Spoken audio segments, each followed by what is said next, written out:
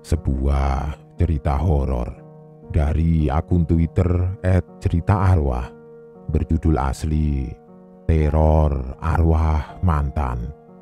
Akan Mimin bawakan buat kalian semua, teman-teman penikmat kisah-kisah horor di channel spesial horor ini. Bagaimana seramnya teror arwah sang mantan kekasih dan apa penyebab teror itu datang?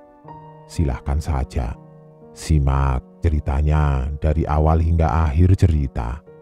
Dengan syarat kalian harus berani. Salam horor.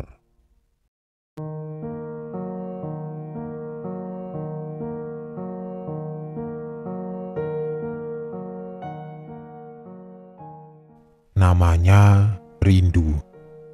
Gadis cantik asal kota Bandung ini begitu sangat mempesona. Selain parasnya yang elok rupawan, ia pun memiliki budi pekerti yang baik serta wawasan luas. Tak ayal, di umurnya yang baru menginjak ke-24 tahun, ia sudah mempunyai kedudukan sebagai kepala bagian administrasi di sebuah perusahaan swasta. Dari tempat kerjanya itulah, Rindu juga tidak sengaja bertemu dengan lelaki yang bernama Dandi. Menurut sudut pandang Rindu, Dandi ialah satu-satunya pria yang pernah ia temui, namun entah mengapa, Dandi seolah bersikap dingin terhadapnya. Ternyata, seiring berjalannya waktu, Rindu barulah mengetahui jika selama ini ada rahasia besar di balik dinginnya sikap Dandi terhadap Rindu. Itu semua ada hubungannya dengan peristiwa di masa lalu Dandi. Pagi itu, Pak Yana, direktur operasional, mengenalkan Rindu dan para staf yang lainnya dengan karyawan baru bernama Dandi. Dandi disebut-sebut sebagai kepala bagian akuntansi baru yang akan menggantikan Pak John, karena Pak John sudah ingin pensiun. Sambil menjulurkan tangannya, Dandi memperkenalkan diri kepada Rindu. "Dandi Firmansyah, panggil saja Dandi. Saya Rindu Utari. Salam kenal ya Dandi," balas uluran tangan Rindu dan senyum ramah kepada Dandi. Dandi sama sekali tidak membalas senyum Rindu. Bahkan, ia terkesan sangat dingin dan sombong. Setelah berkenalan dengan Rindu dan para staf lainnya yang berada di lantai 2, Dandi kembali ke ruangannya yang berada di lantai 3. Seketika, perbincangan hangat seputar Dandi pun menyeruak di ruang kerja Rindu yang kebetulan terisi oleh perempuan semua. Itu karyawan baru, ganteng banget sih. Mirip banget kayak Iko Uwais," ucap Mega dengan mata berbinar-binar. "Iya, baru saja aku mau bilang begitu. Ganteng, terus cool banget. Aku jadi pengen pindah ke divisi akuntansi kalau begini. Kepala bagiannya dia, cool habis deh," jawab Surti sambil memperagakan gaya centilnya. Jangan salah kalian. Biasanya yang ganteng terus sikapnya dingin gitu kan? Cowok suka sama cowok, sahut Jessica menimpali pembicaraan mereka berdua. Kalian bukannya lagi kerja, kok malah ngerumpi? Sudah, bubar-bubar ngerumpinya. Ini lagi, Jessica, kamu malah suudzon aja nih, jawab Rindu sambil menasehati anak buahnya itu. Bukannya begitu loh Teh Rindu. Tadi aku kan juga lihat ekspresinya Dandi pas salaman sama Teteh Rindu. Dingin, terus cuek sekali gitu, tidak ada senyum-senyumnya. Siapa sih cowok di kantor ini yang tidak terpikat sama pesona Teh Rindu? Pak John dan Pak Yana yang sudah tuwir begitu saja masih suka genit sama Teh Rindu. Belum lagi anak cowok bagian akuntansi yang suka banget ngenggodain Teh Rindu pas lagi meeting. Cerocos Jessica melakukan pembelaan. Sudah, Ntar lagi gibah-gibahnya. Sekarang kerjain dulu tugas harian kalian. Pastikan ya Jess, Mega, dan Surti, hari ini kalian bisa kasih saya laporan keuangan bulan kemarin. Biar saya bisa revisi dan cek kembali sebelum saya email ke Pak Yana, ucap Rindu memberikan arahan. Ternyata ucapan dari Jessica membuat Rindu kepikiran, atau kalau bahasa sekarangnya itu baper. Iya ya, tadi cowok itu kok sikapnya dingin sekali. Padahal aku kan sudah mencoba ramah sama dia. Malahan balasannya kayak cuek begitu. Idih, berasa cowok super ganteng kali di kantor ini, batin Rindu mengingat kejadian perkenalan barusan. Kok jadi malah kepikiran sama si cowok itu sih? Bodo amat deh. Mending aku melanjutkan kerja lagi, sambung Rindu sambil kembali melihat ke layar monitor laptop. Tidak lama kemudian, Pak Yana masuk ke ruangan bagian administrasi tempat di mana Rindu beserta anak buahnya sedang bekerja. Rindu, nanti setelah jam makan siang, kamu saya perintahkan ke ruangan saya ya. Saya mau kasih tugas untuk kamu nih, pergi keluar kota lagi. Perintah Pak Yana. Baik Pak, nanti saya merapat ke sana after lunch. Tok tok tok. Permisi Pak, ini dengan Rindu, ucapnya sambil mengetuk ruang kantor Pak Yana. Iya, silahkan masuk Rindu, jawab Pak Yana. Ketika pintu ruang kantor Pak Yana terbuka, ia cukup kaget. Nyatanya di sana sudah ada Dandi, Pak John, dan Bu Lisa. Jadi begini, saya mau menyampaikan pada kalian semua bahwasanya 2 hari mendatang saya akan memerintahkan kalian untuk keluar kota. Untuk Pak John, jangan sia-siakan kesempatan ini untuk mengajari Dandi hal-hal apa saja yang ia lakukan jika mengemban tugas di luar kota. Bu Lisa sebagai auditor akan melakukan stok opnam barang dan pengecekan data keuangan dengan kamu Rindu. Sampai di sini kalian sudah paham ya? Tanya Pak Yana lugas. Mohon maaf Pak, kita akan keluar kota kemana ya? Tanya Rindu, karena sedari awal Pak Yana belum memberitahu kemana mereka akan pergi. Oh iya, saya hampir lupa. Saya akan menugaskan kalian pergi ke Surabaya untuk kota pertama, dan setelahnya kalian akan pergi ke Semarang.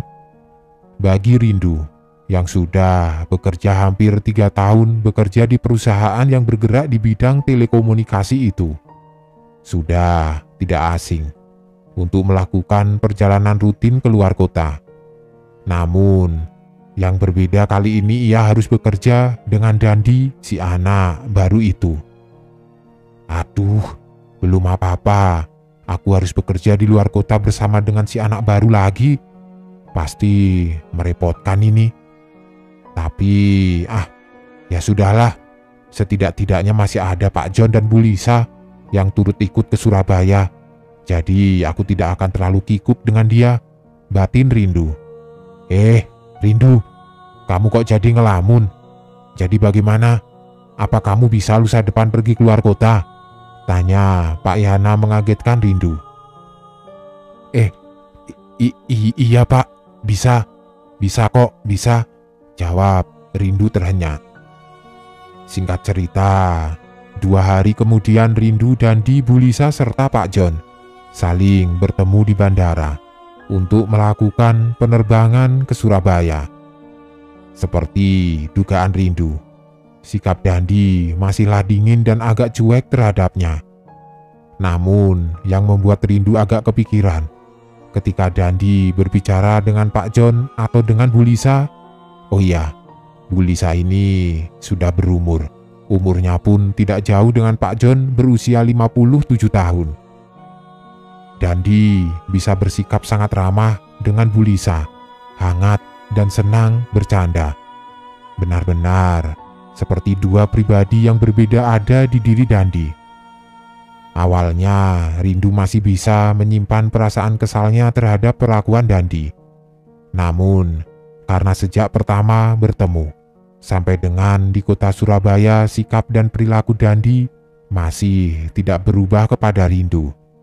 Seketika, Rindu yang emosi pun langsung menyeret tangan kanan Dandi untuk berbicara empat mata dengan dirinya. Anak baru, sini kamu. Aku mau bicara empat mata sama kamu, ucap Rindu sambil menyeret Dandi. Kamu kenapa, ha? Ada masalah sama aku? Dari awal aku perhatikan kamu itu ketus dan dingin banget sama aku. Awalnya aku tidak mau pusingin. Kamu tidak suka kek, atau kamu benci kek sama aku. Tapi ingat ya, anak baru kamu harus ada sopan santunnya ke aku. Harus profesional dalam kerja. Suka tidak suka kamu harus bisa menghargai aku sebagai senior kamu. Karena entar pasti kamu bakalan ada perlunya sama aku buat urusin pekerjaan, bentak Rindu yang mulai kesal dengan tingkah laku Dandi. Dandi tidak menjawab apapun pernyataan Rindu. Ia hanya mengatakan kata maaf dan mencoba berlalu pergi dari hadapan Rindu. Rindu yang masih kesal ingin mencoba meluapkan emosinya lagi kepada Dandi. Tapi beruntung ada Ibu Lisa yang melihat Rindu memarahi Dandi. Kalian ini sudah, jangan berkelahi di sini. Malulah, kita kan orang pusat datang ke cabang untuk bekerja tim. Masa tidak kompak begini? Ucap Ibu Lisa mencoba melerai Rindu dan Dandi. Pak John yang baru saja datang langsung ikut melerai mereka dan membawa Dandi menjauh dari Rindu. Rindu, Ibu paham kamu mungkin kesal dengan sikap Dandi yang terkesan arogan. Tapi sebenarnya ada baiknya jika diomongkan baik-baik loh Rindu. Kalau menurutmu memang sifat asli Dandi arogan, tapi yang Ibu nilai justru sebaliknya. Dandi ini anak yang baik, humble, dan bijaksana, ucap Ibu Lisa.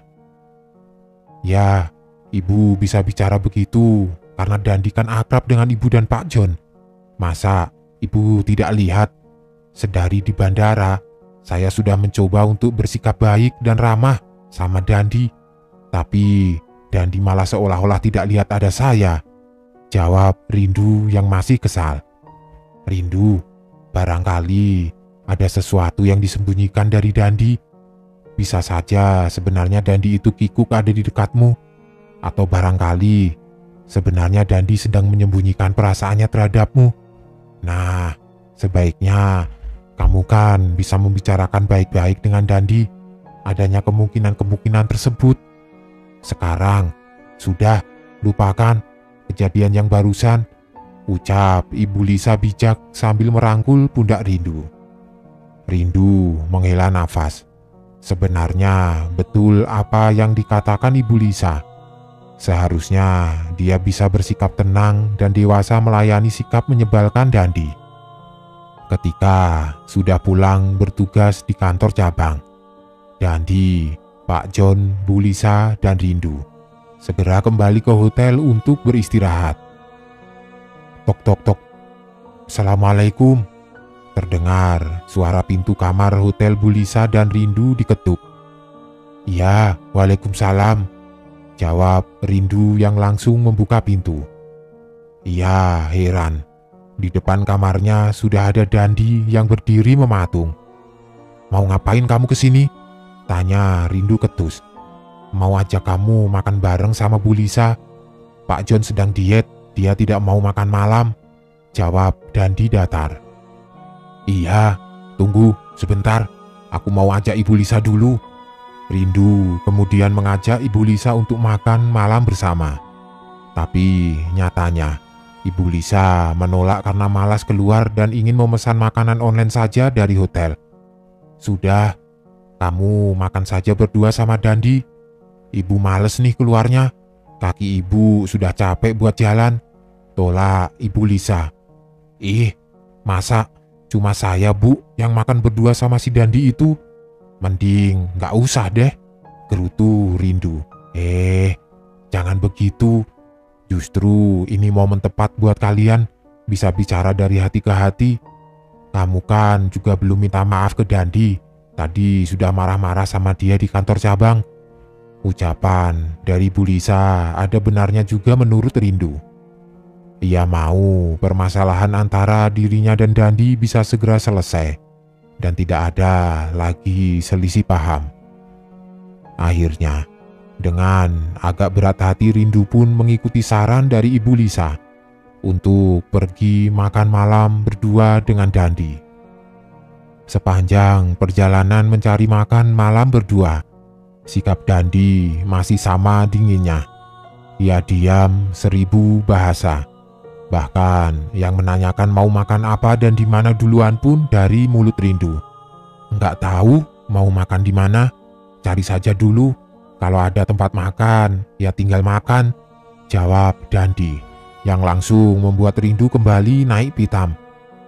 Kamu benar-benar bikin aku emosi lagi ya Dandi. Kamu ngajak makan malam, aku kira kamu sudah tahu mau makan malam di mana dan makan apa.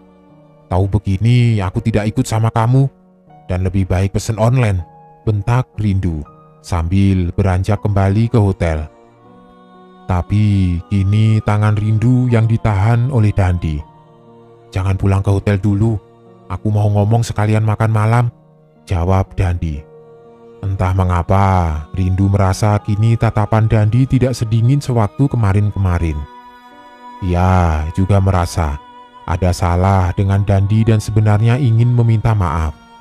Rindu dan Dandi kemudian masuk ke salah satu kedai makanan yang berada di pinggir jalan.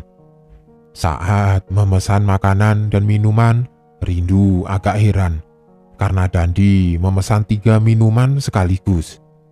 Mas, saya pesan es teh manis, teman saya teh tawar, sama satu lagi minumnya es jeruk.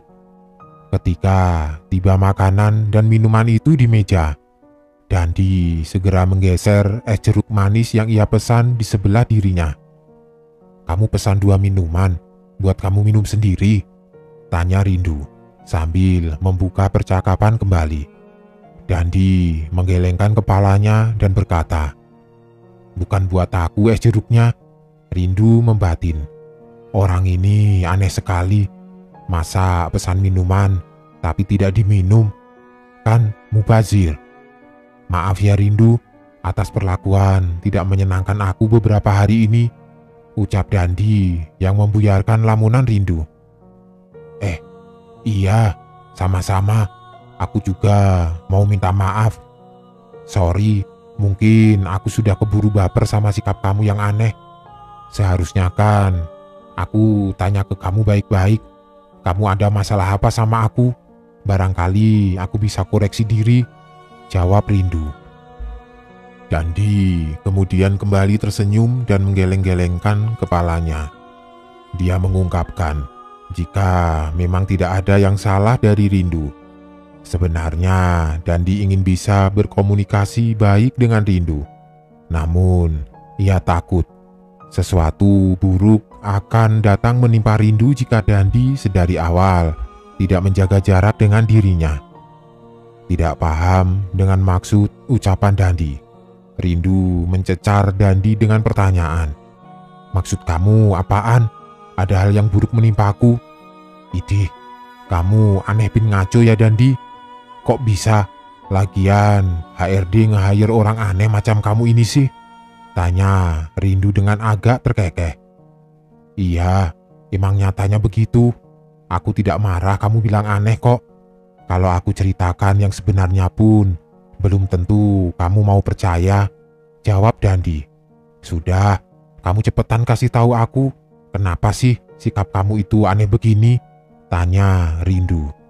Karena semakin terdesak dengan pertanyaan, Dandi akhirnya berterus terang akan sesuatu hal. Sebelumnya, kamu percaya tidak akan hal mistis? Tanya Dandi. Belum juga Rindu menjawab. Dandi langsung menyambung pertanyaan itu. Ini semua ada hubungannya dengan hal mistis. Percuma kamu kalau tidak percaya, hanya buat capek-capek aku menjelaskan. Iya, aku percaya. Tapi cepat ceritakan.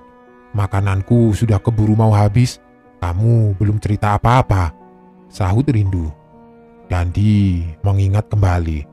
peristiwa kelam yang menimpa dirinya beberapa tahun lalu saat ia masih berusia 23 tahun. Dandi yang kala itu sudah mempersiapkan pernikahan dengan Rizka, bahkan hanya menghitung beberapa hari menjelang hari bahagianya. Nyatanya harus menerima kenyataan jika Rizka telah meninggal. Sebelum Rizka meninggal, ia dan almarhum Rizka sempat terlibat pertengkaran besar, manakala Rizka telah salah paham kepada Dandi dan sahabat perempuannya, Tias. Rizka yang malam itu pulang dengan keadaan emosi, tidak sengaja motor yang ditumpanginya menabrak motor lain, sehingga membuat Rizka jatuh terpental dan naas. Kepalanya membentur pembatas jalan. Rizka sempat dibawa ke rumah sakit.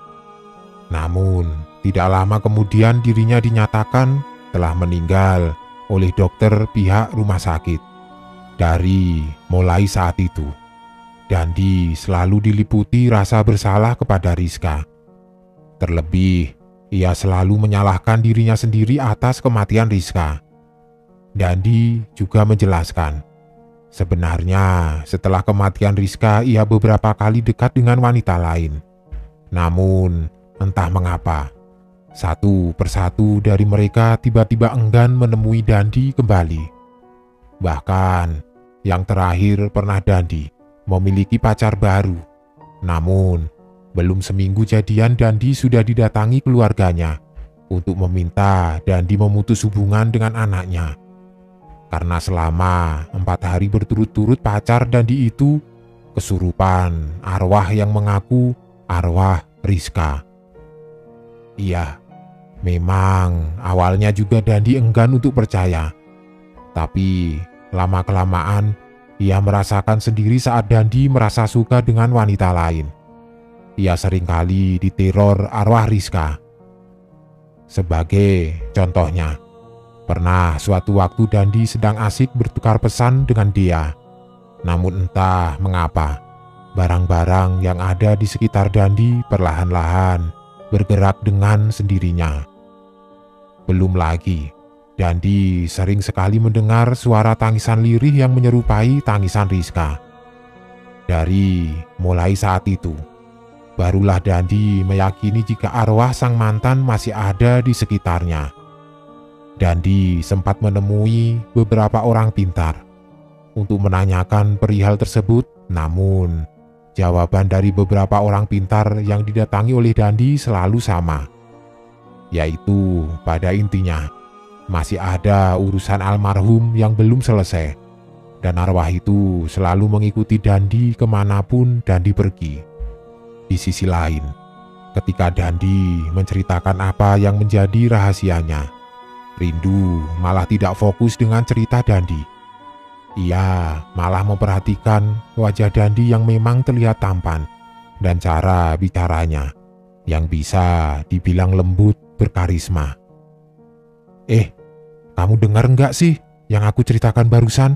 Tanya Dandi.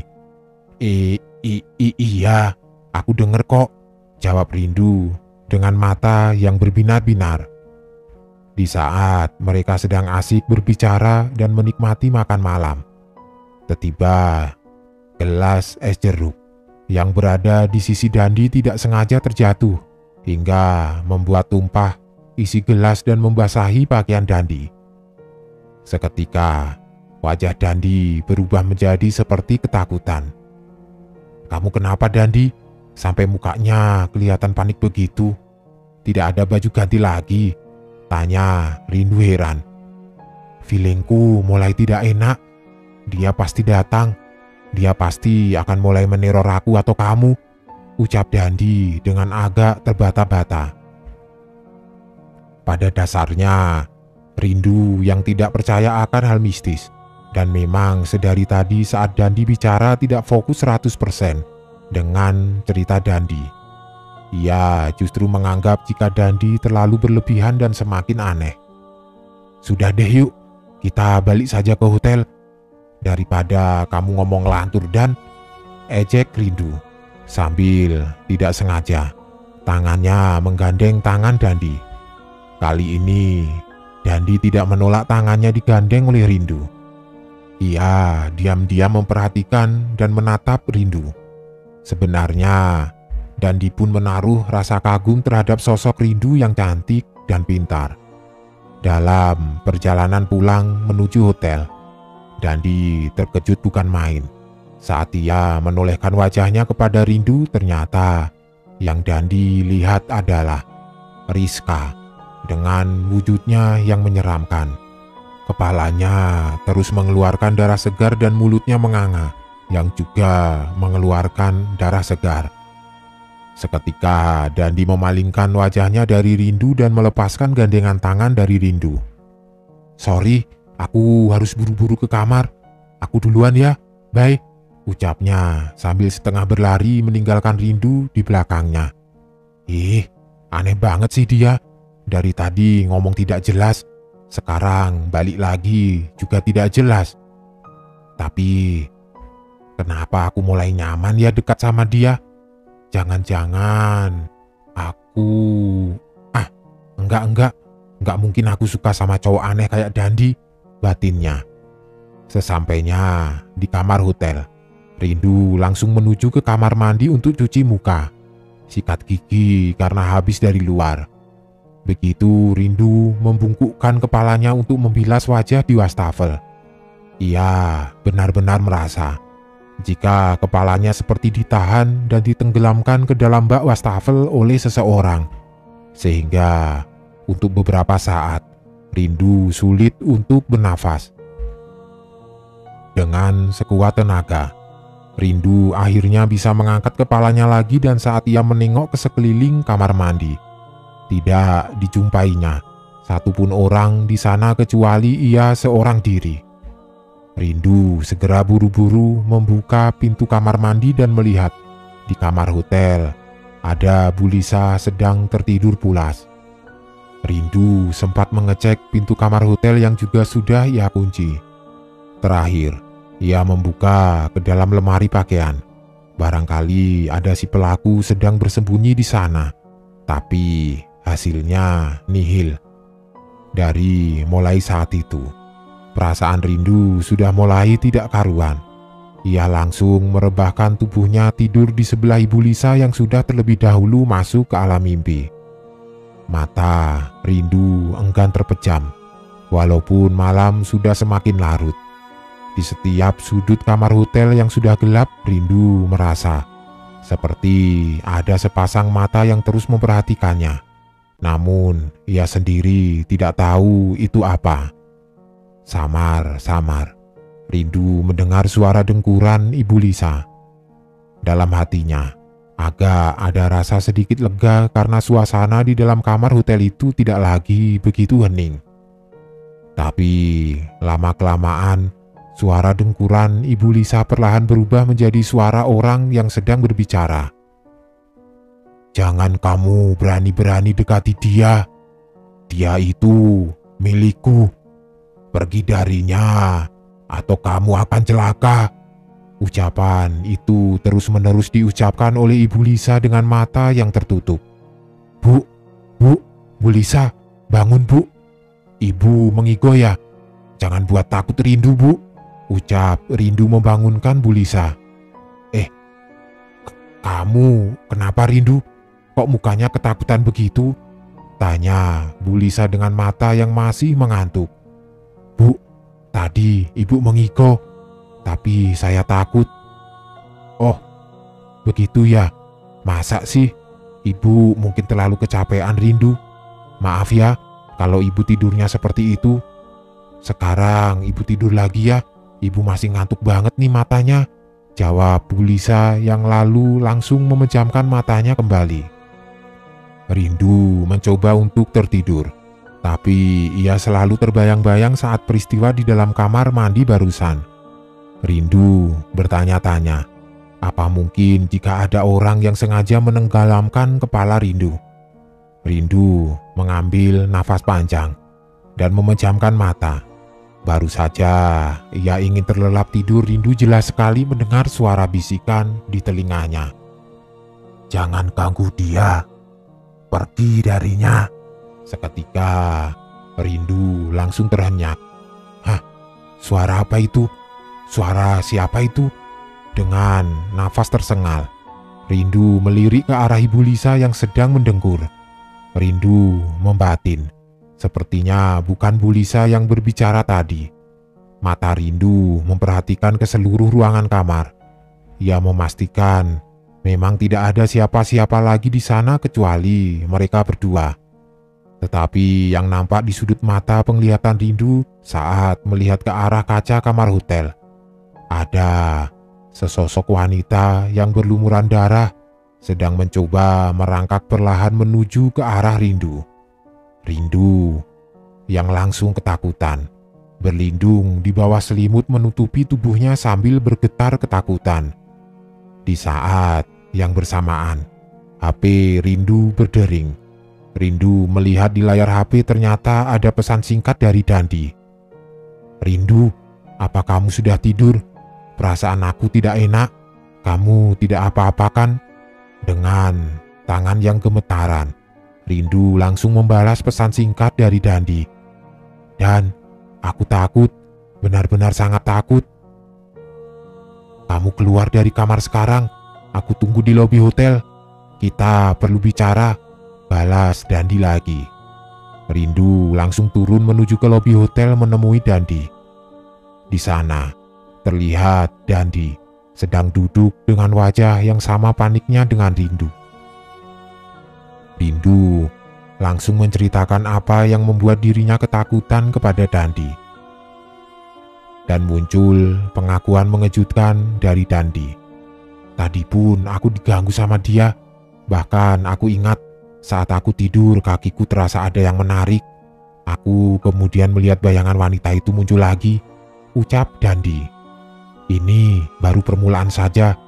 Sekali dia sudah datang, dia akan terus mengikutimu sampai aku dan kamu benar-benar saling berjauhan, ucap Dandi. Memang keadaan itu sulit dimengerti oleh akal sehat. Tapi Dandi mencoba meyakinkan Rindu ini adalah akibat arwah dari almarhum mantan pacarnya yang masih selalu mengikuti Dandi. Dan apabila Dandi menyukai seseorang, secara otomatis si arwah pun langsung meneror orang yang disukai oleh Dandi. Begitupun sebaliknya. Dandi juga mengingatkan kembali saat makan malam tadi Dandi memesan 2 gelas minuman. Hal itu dilakukan sebenarnya sebagai tanda jika Dandi tidak melupakan kesukaan mantan pacarnya itu dan supaya menetralisir gangguan teror arwah sang mantan. Aduh, baru kali ini aku nemuin case yang bagiku beneran freak, terus creepy banget. Aku sampai tidak tahu harus berkata-kata, ucap Rindu kepada Dandi. Akhirnya malam itu mereka habiskan untuk duduk-duduk santai di lobi hotel sambil berbicara satu sama lain. Ada perasaan bersalah kepada Rindu. Jika saja seandainya Dandi tidak menaruh rasa kagum ataupun suka kepada Rindu dan tetap berjaga jarak, mungkin gangguan teror arwah mantan tidak akan menghantui mereka berdua. Ini sudah pagi, sudah terdengar suara azan subuh. Sebaiknya kita kembali ke kamar masing-masing sebelum Pak John dan Bu Lisa bangun, ajak Dandi. Hari itu adalah hari yang berat untuk mereka berdua, yang mana mereka harus terjaga sepanjang malam, dan paginya harus tetap kembali bekerja.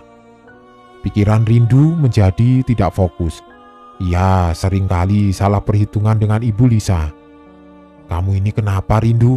Apa kamu mau istirahat dulu, pulang ke hotel? Tanya Bu Lisa khawatir. Rindu segera mengiyakan tawaran dari Ibu Lisa, karena memang tubuh Rindu rasanya sudah kelelahan. Sesampainya di hotel, Rindu langsung merebahkan tubuhnya di atas tempat tidur. Baru beberapa saat ia tertidur, ia jelas mendengar suara shower air di kamar mandi menyala. Dengan agak gontai, Rindu mencoba menutup shower air yang tiba-tiba menyala dengan sendirinya. Pikirannya mulai kacau, manakala kini televisi yang ada di kamar hotel pun ikut menyala sendiri. Rindu kemudian mencoba menelpon Dandi berkali-kali. Tapi entah mengapa, teleponnya tidak pernah tersambung. Di tengah kepanikan Rindu, beruntunglah Dandi menelpon Rindu kembali. "Dandi, aku masih diteror sama makhluk menyeramkan itu. Aku bingung apa yang harusnya aku lakukan lagi," ucapnya di telepon sambil menangis. "Jangan ganggu dia. Dia itu milikku," jawaban di telepon membuat Rindu seketika membanting handphonenya. Ia sadar jika suara itu adalah suara wanita yang sama dengan yang ia dengar semalam. Rindu mencoba berlari keluar dari kamar hotel. Tapi begitu ia baru membuka pintu, dilihatnya di lorong hotel ada sesosok wanita dengan wajah yang hancur berdarah-darah, sedang berjalan merangkak dengan tubuhnya ke arah Rindu. Ia berteriak sekuat tenaga sampai pada akhirnya semua menjadi gelap. "Rindu, Rindu, bangun Rindu," ucap suara Ibu Lisa lembut di telinga Rindu. Dilihat sekelilingnya, sudah ramai orang-orang yang mengerubungi Pak John, Dandi, dan beberapa pekerja hotel. Setelah Rindu sadar, mereka langsung beranjak keluar dari kamar Rindu. Menurut penuturan Ibu Lisa, ia ditelepon pihak hotel karena melihat Rindu yang tergeletak pingsan di lorong hotel. "Sepertinya keadaan kamu agak mengkhawatirkan, Rindu. Apa kamu mau dibawa ke rumah sakit saja besok?" tanya Ibu Lisa. "Tidak usah, Bu. Rindu sepertinya akan meminta tiket untuk pulang saja ke Jakarta. Tidak apa-apa kalau memang harus potong gaji Rindu karena melakukan pelanggaran pulang sebelum waktunya," jawab Rindu. "Tidak usah kamu pikirkan. Tunggu ya, Ibu akan telepon Pak Yana untuk memberitahu kondisi kamu saat ini dan meminta kasih untuk memesankan tiket pesawat ke Jakarta malam ini juga." Singkat cerita, sampailah Rindu di kos-kosannya. Tapi teror demi teror pun masih terus ia rasakan. Namun karena ia yang sudah terlalu lelah, akhirnya Rindu bisa tertidur juga. "Rindu, Rindu, bangun," ucap seorang perempuan lirih. Ia melihat ternyata di ujung tempat tidur ada seorang wanita yang tidak ia kenali, sedang duduk menatap ke arahnya. Siapa kamu?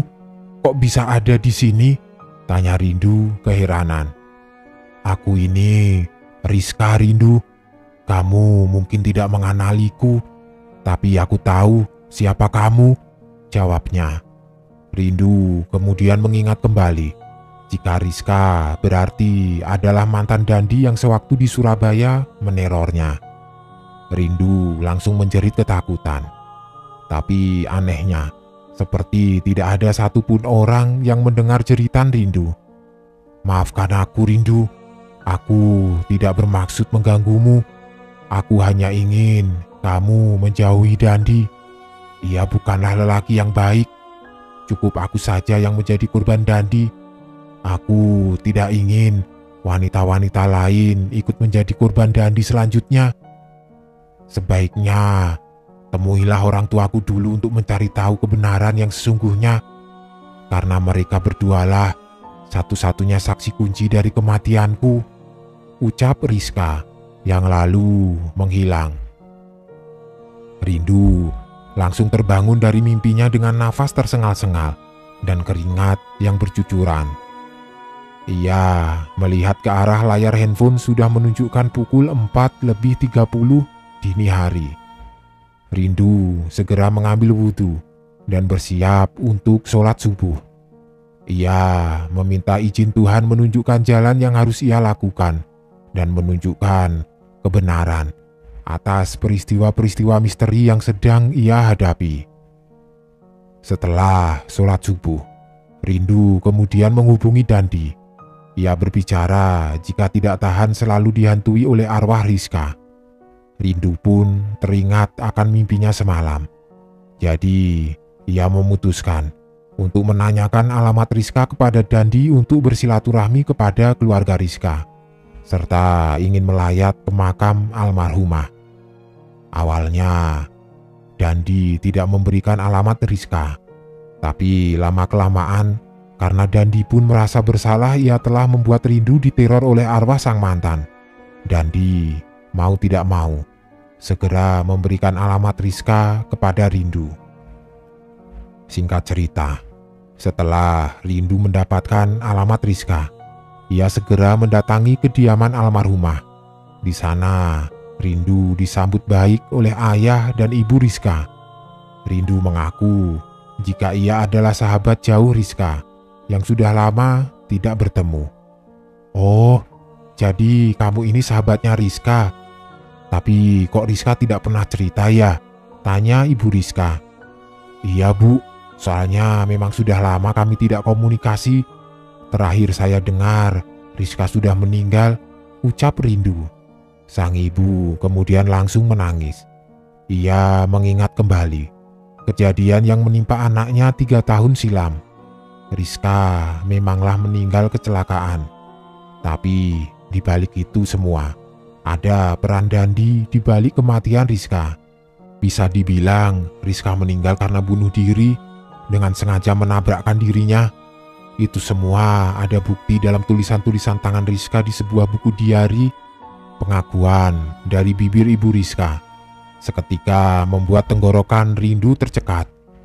Ia tidak menyangka jika Dandi telah membohongi kenyataan yang ada.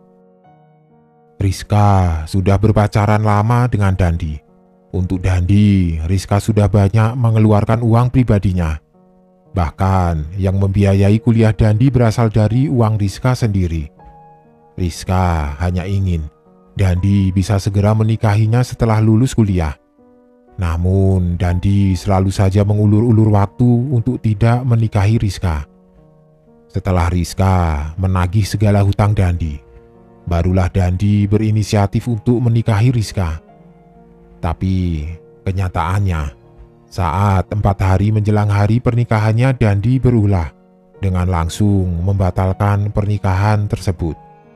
Dandi menghilang tanpa kabar dan membuat Rizka merasa amat frustasi.